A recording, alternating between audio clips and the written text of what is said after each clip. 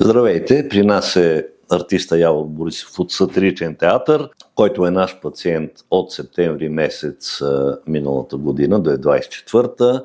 Беше му извършена манипулацията склеротерапия под ултразвуков контрол и той иска да сподели с вас резултатите от лечението си. До сега не му е правен контролен преглед, просто мина доста време и искаме да сравним нещата. Здравейте, как сте? Как сте след нашата процедура?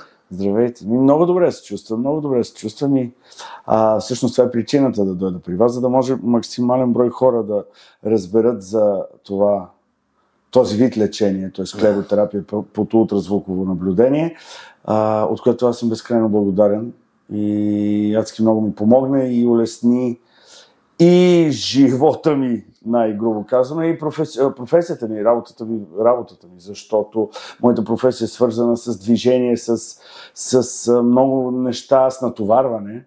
И един такъв проблем като разширената вена, която аз имах, може да окаже влияние, разбира се. Нали? А отделно има и чисто естетически момент.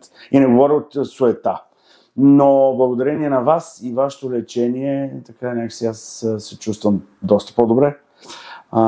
И ментално, и физически, и естетически. Затова това е причината, поради която съм тук. Вие минахте, както и всички пациенти, през една предварителна консултация, на която предварително ви беше обяснено всичко. Нещо различно от това, което сме ви казали? Не.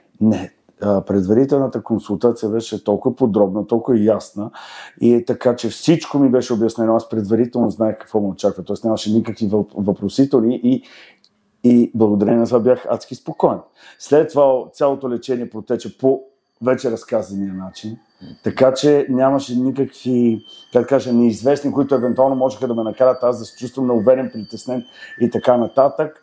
И слава Богу, лечението беше абсолютно безболезнено, безпрепятствено, нямаше никакви усложнения и ето няколко месеца, почти година по-късно, резултатите отдавна са на лице.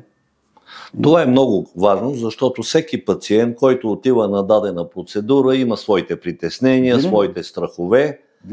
Така че мисля, че ще успокоите част от нашите бъдещи пациенти. Това е целта на цялото занятие, като че ли както мен ме доведе моя приятел и колега Петър Калчев, който той е също наш пациент. От 2014 година мисля, че е ваш пациент.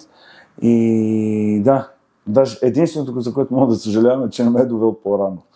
Защото щеше да ми спести време на притеснения, на тързания и така нататък. Така че, ако мога да си позволя съвет към вашите бъдещи пациенти, въобще към хората, които имат подобен тип проблеми, да не се притесняват, да ви потърсят, защото вие единствено и само може да им помогнете и да им направите добро. Наистина това е много важно, защото колкото в по-начален етап започне лечението, то е по-успешно и по-дълготрайно. Разбира се. Сега чакам с нетърпение да се видя с доктор Галили, за да мине контролния преглед, в който аз съм убеден, че всичко ще е наред, но деца вика да му стисна ръката на човек.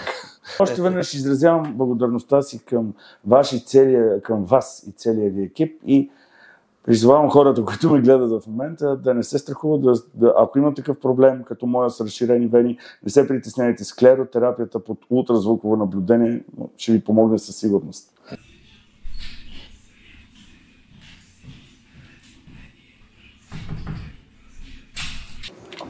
Dr. Galili, how are you? Hi, how are you? Nice to see you. Very good, thank you. So, I'm going to change. Of course. Извинявайте. How do you feel? Great. Okay. Yes, sir. Left leg rotate to the left. To the left. Like this? Yeah.